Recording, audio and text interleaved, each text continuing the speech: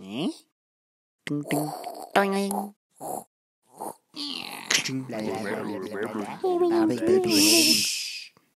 commence. Salut tout le monde et bienvenue dans mon atelier pour la partie 2 de la réalisation de bagues en bois sans machine. La dernière vidéo, je vous avais présenté comment fabriquer des anneaux en bois, donc comme celui-ci, à partir de copeaux de bois. Donc cette fois, on va voir comment utiliser ces copeaux de bois pour finalement les enrouler autour d'anneaux d'un autre métal ou d'un autre bois comme ceux que je vous ai montrés, et donc fabriquer quelque chose de plus esthétique et un petit peu plus travaillé. Allez, c'est parti pour la découpe.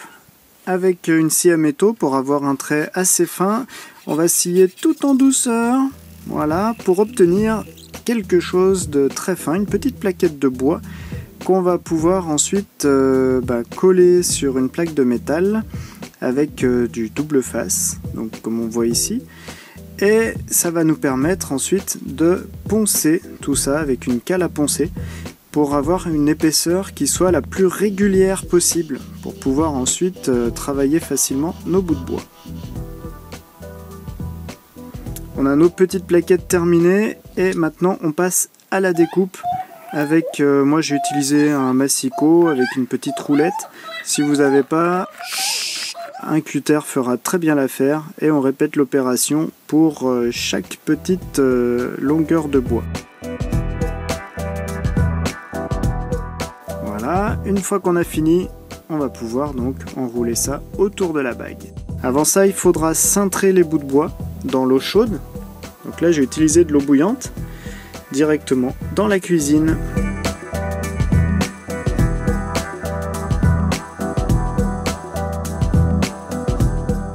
On peut utiliser tout type de... Non, pas ça, pas ça.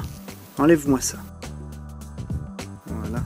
Donc tout type de bois, et ensuite il suffit de les rouler pendant qu'ils sont chauds sur un outillage de précision, comme un bouchon en liège par exemple.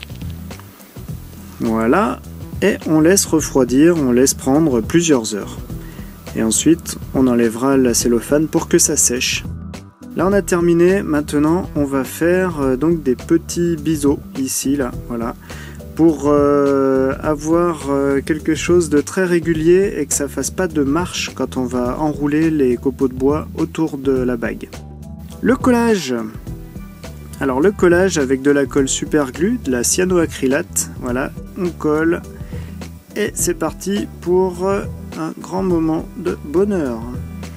Donc c'est assez rapide, la colle a une prise instantanée.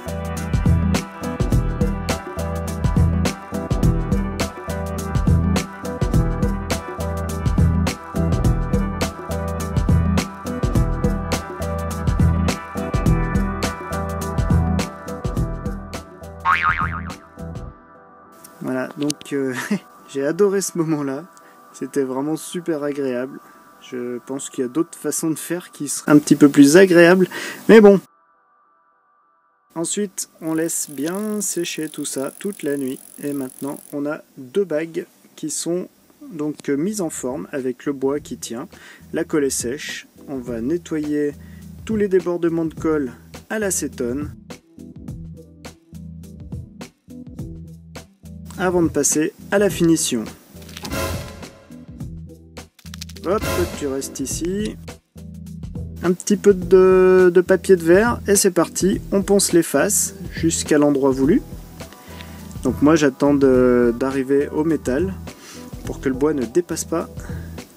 Et vient ensuite la finition du diamètre extérieur. Alors il y a différentes façons de limer. Le diamètre extérieur, il faut bien se guider. Vous choisissez la façon de limer que vous préférez.